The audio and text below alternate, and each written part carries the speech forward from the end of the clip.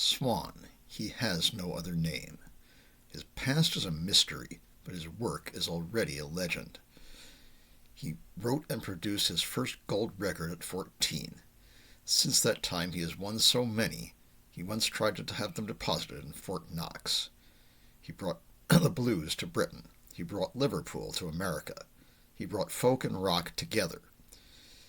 His band, the Juicy Fruits, single-handedly created the nostalgia wave of the 70s. And now he is looking for the new sound of the spheres to inaugurate his own Xanadu, his own Disneyland, the Paradise, the ultimate rock palace. This film is the story of that search, of that sound, of the man who made it, the girl who sang it, and the monster who stole it. That is Rod Serling's last narration, performed at the opening of Brian DePalma's brilliant cult midnight movie classic, Phantom of the Paradise. One of my own favorite cult movies. It was written and produced by Brian DePalma, written and directed by Brian DePalma, produced by Edward Pressman, and it stars William Finley, Paul Williams, Garrett Graham, George Mamoli, Harold Oblong, Archie Hahn, and Jeff Komenor as three separate music groups, and introducing Jessica Harper. It should be noted this is not actually Jessica Harper's first movie, but it is the first one in which she played a major role and in which she is credited. She made a couple of uncredited kind of art films before this. So introducing Jessica Harper is fairly accurate.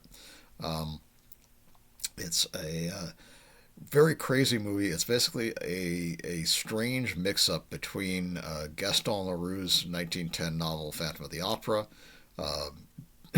Oscar Wilde's The Picture of Dorian Gray, and Goethe's Faust or Christopher Marlowe's Dr. Faustus, which is principally the same story. But it's all blended together into a rock musical, which parodies 1950s groups. It parodies heavy metal. It parodies country. It basically is a send-up of the music industry and the way it operated at the time, and the way records were made during that period. And it's very funny, very interesting movie, and I highly recommend it. It starts off, it's basically about this rather hapless musician named Winslow Leach, Leach, who is, it starts off, I should say, with this band, the Juicy Fruits. That's actually a funny name because Juicy Fruit is a gum. So, that's goofy. And they're dressed in these like 1950s car coats, kind of like Sha Na Na. They sing this song called Goodbye, Eddie, Goodbye, which is a parody of 50s death songs like Earth Angel and Tell Laura I Love Her, about a man who commits suicide on stage as a way to raise money for his baby sister who needs an operation. And it includes the line, Eddie believed the American people had wonderful, love-giving hearts. His well-publicized end, he considered, would send his memorial album to the top of the charts, and it did. It's funny. And at the end of the song, you don't actually see the main character, Swan. You just see his gloved hands clap, very feebly, sort of like he barely approves of them, but they bow and they're very scraped and they're very happy. And then Winslow Leach rolls his piano onto the stage and starts singing this song, Faust, which is based on the legend. And it's kind of an interesting song, and Swan is listening to it and he likes it, and he says to his associate Philbin, played by George Mamoli, that's it. That's the music I've been looking for all these years. That's the music to open the Paradise. And Mamoli looks at Leach, he says, you want that jerk to open the Paradise? He says, no, not the man. The music. Listen to the music. And so he's listening to it, and he goes backstage after Winslow finishes his performance and says, hey, Mr. Swan likes your music, and if you give it to me, I will have him review it overnight on the plane, and he'll get back to you. And, we think we're going to produce your first record for you. And, maybe we'll get the Juicy Fruits to sing it. And Winslow becomes very upset. He says, I don't want those greaseballs singing my music. And he starts strangling Philbin. Philbin says, hey, wait, you can have whoever sing it you want. He says, gee, you got kind of a temper, don't you? And that sort of presages things to come. But he says, you'll hear from us within a month, and he gives him the sheet music, and then Philbin takes off. Well, it goes to a month later, and he hasn't heard anything, so he goes to Swan's record company, which is called Death Records. Two notes here. One, in the original script, which I once had a copy of, was called Phantom of the Fillmore. The Swan character was called Spectre, Spectre. Brian DePalma changed that name because he was afraid that Phil Spector, the record producer, would think that it was supposed to be him, and it was given that it's a negative character. He didn't want to be sued, so he changed the name. He also had to change the name of Swan's record company, which was originally called Swan Song, because that was the name of Led Zeppelin's record company.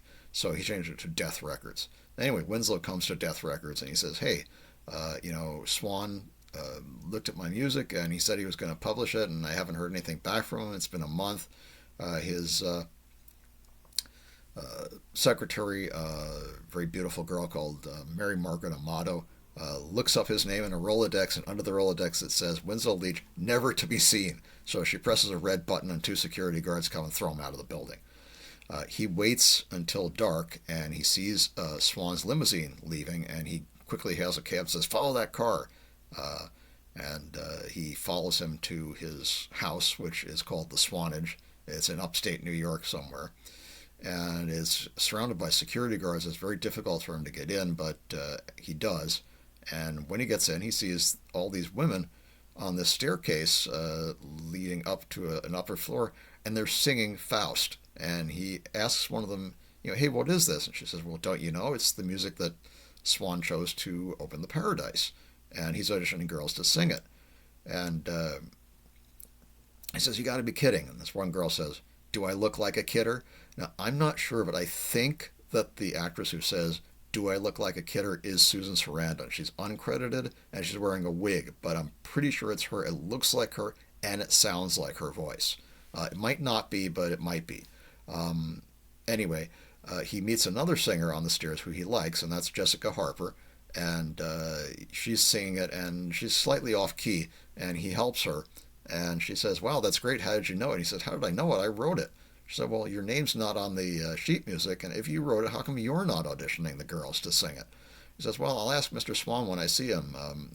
Let's go up." And they start going up, and a security guard stops and says, "Hey, what's this, a boyfriend? Only women are allowed in here." And he says, "Okay, I'll wait for you out here, and you can tell me what's going on."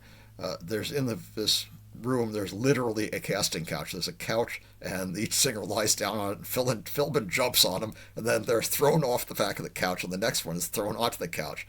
They do this with Phoenix, and she screams and runs out, and tells him that Philbin tried to make love to her, and she won't do it that way. And he says, "Oh, don't worry, I'll put in a good word for you when I see Swan."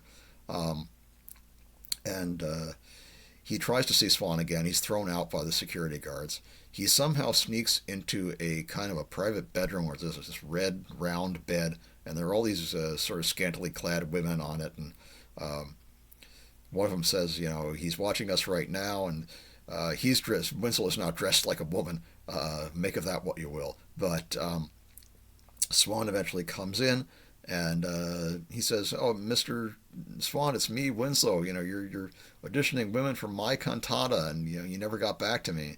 He has him thrown out again and beaten up, and this time two corrupt cops plant some heroin in his bag, and he's sentenced by this kind of hanging judge. And he says, life. And he's got life in prison. He says, "No, Swan stole my music and framed me." And see, he's in prison now, and in Sing Sing, which is Ossining prison up in upstate New York. And he is now volunteered, quote unquote, into a program by the Swan Foundation called the Dental Hygiene Program. They're going to, Warden tells him, "All your teeth will be removed. Teeth are a source of infection." And he says, "I don't want my teeth removed. I'm innocent." The warden says, "Oh, how many people here are innocent?" And everybody in the line raises their hand. And then Winslow just goes, he knows it's hopeless now. He's going to have his teeth removed. It cuts to 6 months later. Winslow now has metal teeth, and he looks rather bedraggled, and he's wearing a Swan Foundation hat, and he's assembling toys for kids on a prison assembly line, and they're playing the radio. And he hears a Juicy Fruits version of Faust, and he just goes ballistic. He strangles the prison guard. He jumps into a toy box and escapes on the back of a truck. Ends up at Death Records, and he goes in. And this time, he like knocks aside the security guards and runs past Mariana Amato, and he starts smashing up all these 45s of Faust on the Death Records label. And then he sees the record press, and he's going to destroy it. He's got a dynamite bomb, and he's going to blow up the record press. And as he starts to do this, one of the security guards sees him, and he slips on one of the singles that he knocked onto the floor, and he gets caught on a piece of the equipment. His jacket gets caught, and his head falls into the record press, and he's squeezed by the record press and horribly burned and disfigured. Security guard takes a shot at him, and he runs out of the building and plunges into the East River. Cut to a Variety headline, and it says, the headline is Swan to open the Paradise with a new opera called Faust. And then it shows a sidebar which says, Mad Toonsmith bites the bullet.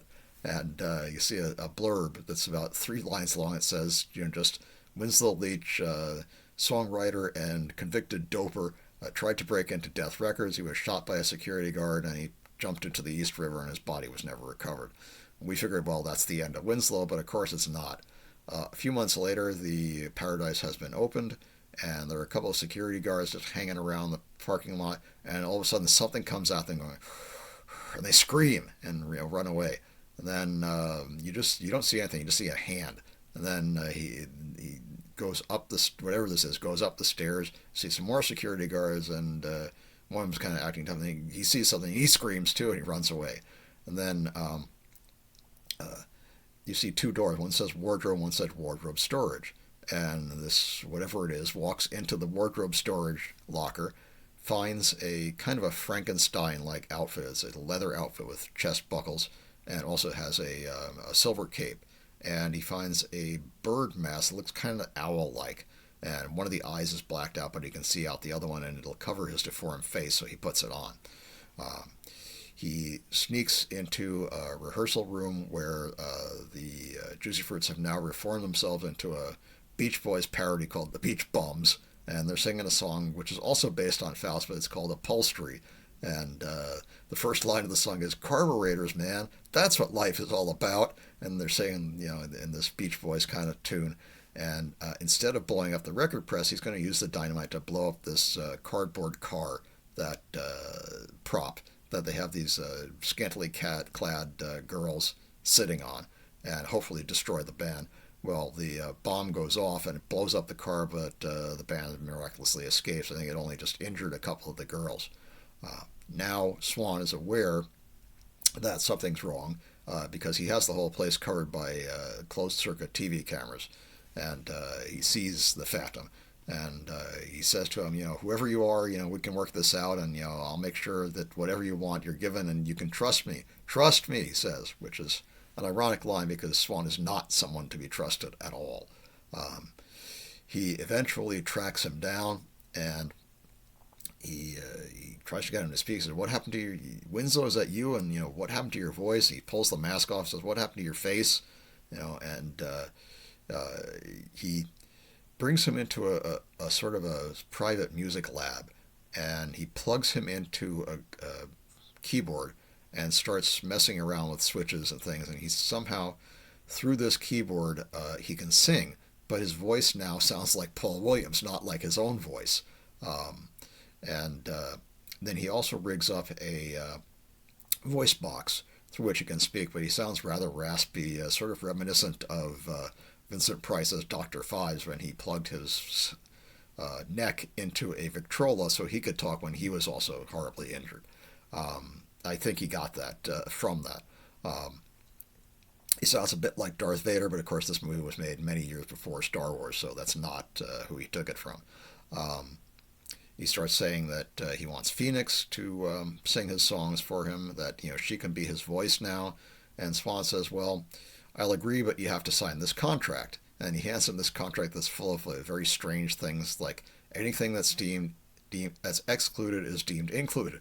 He says, "What's that mean?" He says, "Well, that's just to protect you." And there are other, strange phrases, and he says, "Sign up. What choice have you got? And I'll get you your voice back, and you can write your cantata, and I'll let Phoenix sing it. Otherwise, I'm going to turn you over to the police." So he has no choice. He signs in blood. Swan has a pen, and he pokes Winslow's finger and makes him sign in his own blood. Then he cuts his own finger and rubs it across a rubber stamp, which I thought was funny, and stamps it. And he says, "Now we're in business together forever." And, that's rather ominous. So they go to an audition of women who are singing, some of the songs that he's written. And some of them are pretty bad. A couple of them are good. And then finally, Phoenix shows up, and he kind of clasps Swan on the shoulder like, "That's the girl I want." Philbin is being a jerk. He says, "We're not looking for singers, we're looking for screamers." And she starts to walk away. She says, "I'm a singer, not a screamer." And Swan, who's unseen because he's talking behind one-way glass, says, "Phoenix, it's Swan here. What would you give me to sing this song?" And she says, "Anything." And he says, "Your voice? Would you give me your voice?" And she says, "Try me." And then sings the song, and does pretty well, and does kind of a silly little dance where she's like waving her arms around like this, doing kind of like a hippie kind of thing. But it's actually a pretty good, entertaining bit. And Swan and the Phantom both like her performance, and so he says, "Okay, that's it. We'll use Phoenix. Go rewrite the cantata. I want you to have it done for me in a week." Takes him back to the music room, starts giving him pills to keep himself awake, and kind of locks him in. But each night he comes and he gets what Winslow's written, and takes it back with him. And then we see another scene where Swan and Philbin are looking at other singers sing this song, "Beauty and the Beast." And he says, "Wait a minute, I thought you were going to have Phoenix sing it. And I thought she was perfect." And he says, "Yes, she is perfect, but you know how I hate perfection in anyone other than myself."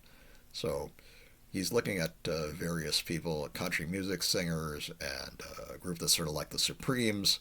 And then there's a folk singer who's kind of, Dylan-like. And then finally he comes across this kind of weird, outrageous glam rocker called Beef. He says, "There's something he'll like."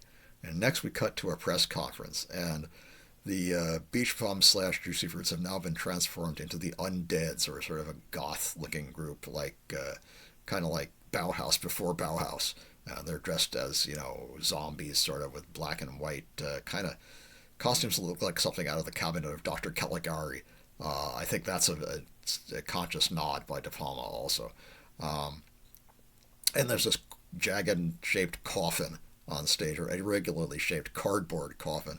And Swan, who is wearing a mask because he doesn't like people that photograph his face, tells them about this. He's going to open the Paradise with this new rock opera that was written by the late Winslow Leach, and it's about a pop singer who sells his soul to the devil for fame. And they say, "Are the Juicy Fruits going to perform it?" And he says, "No, they're a reflection of the past. Ladies and gentlemen, I give you the future, Beef." And they open the Undeads open the coffin, and there's Garrett Graham dressed in kind of a Frankenstein-looking outfit, and he just turns and growls at the press, and that's really good. I love that scene. Next, we see, we go back to where the Paradise, where Winslow is writing, frantically and trying to get the offer finished, and we see out in the corridor where he's locked him behind this metal door, he has bricklayers, and they're getting ready to brick him in once he's finished.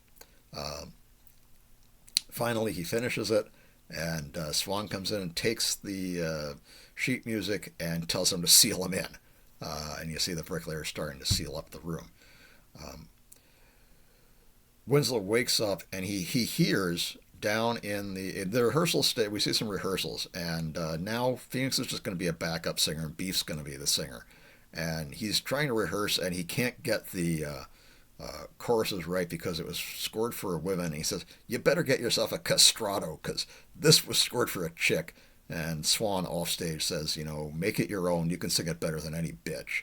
And he says, you're damn right. And then he starts singing. He's strutting down the stage. He's wearing these like really high platform, kind of Elton John like shoes. And he slips and falls on his ass, and he can't get back up on his feet. And you see Phoenix on the side laughing her head off. That's a great scene.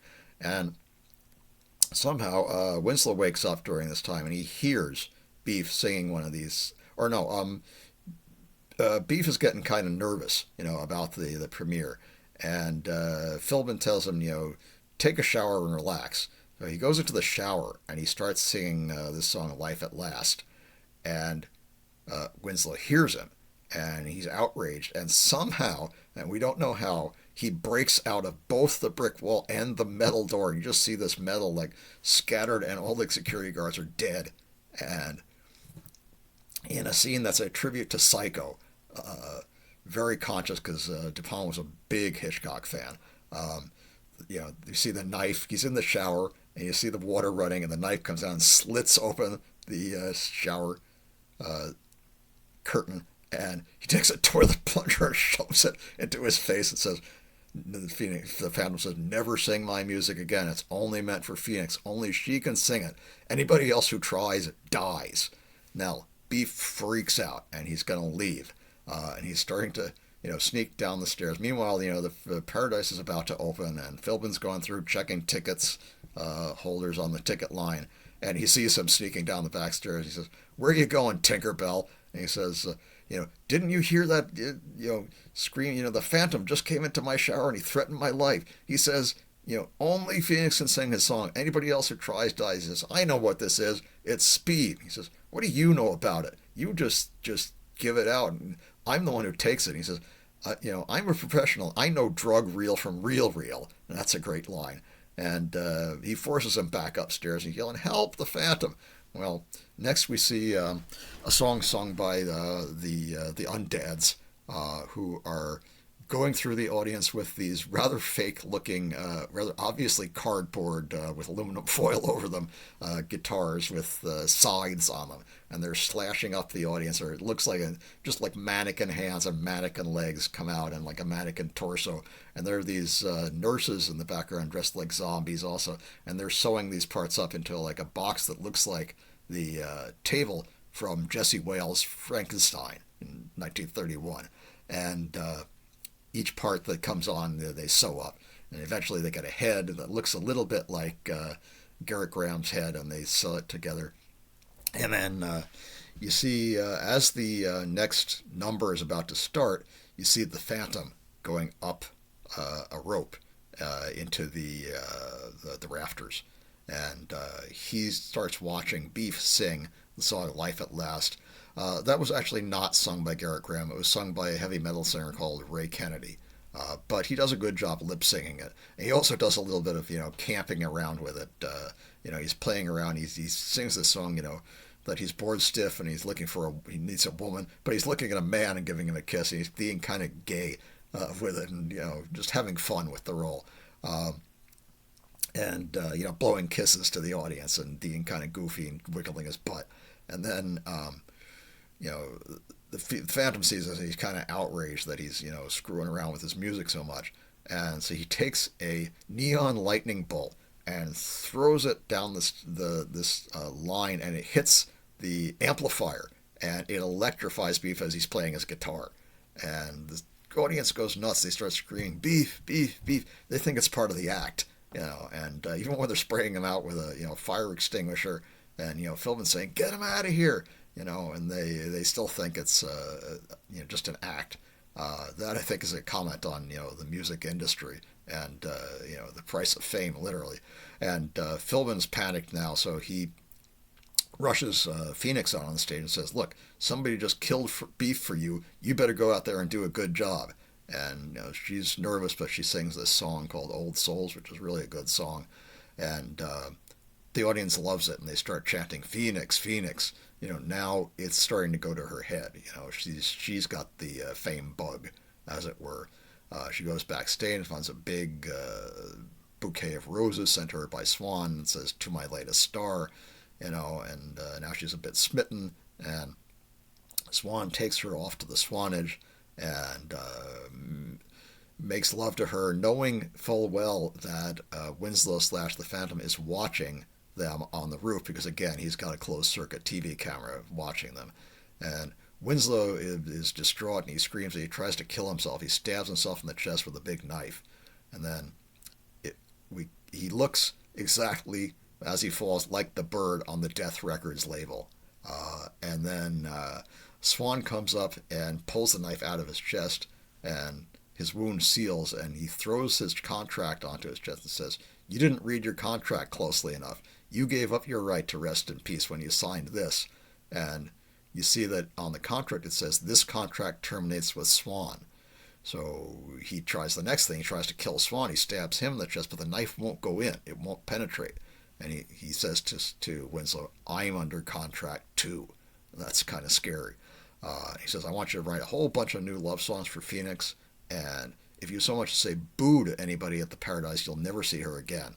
And now the Phantom is rather distraught, but he has to agree. There's nothing else he can do.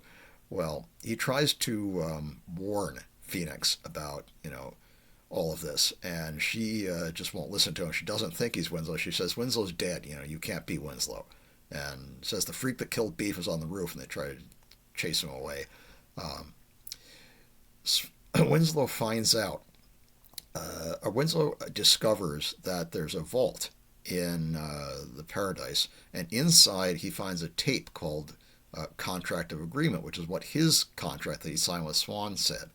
And he plays the tape and sees a young Swan at about 18, and he's talking to himself and he's recording himself. He's going to kill himself. He's got a razor blade, and he says, "Why would I do this? Because I'm getting old, and to see this face ravaged by the ravages of time, I can't stand it." He says, "And being the greatest showman of my time, I'm going to kill myself, and I'm going to record it live on the Swan archives." And then he sees his image in the mirror say, "Why not?" He says, "What?" He says, "Why not live forever? Why not stay young forever?" He says, "Oh man, I'm really stoned." And the image says, "No, this is real, and whether you realize it or not, you called me." And he says, "Oh, I suppose you're supposed to be the devil." He says, "Well, I go by many names, but if you sign this contract, you can stay young forever, and this videotape image will age in your place." He says, "Oh, he says, your soul is damned either way." He says, "Oh, what soul?" And he agrees, and he cuts his finger open and signs his name. And then the devil tells him, "You have to watch this videotape every day just to see how lucky you are. Oh, and by the way, don't let anything happen to this recording, because when it goes, you go."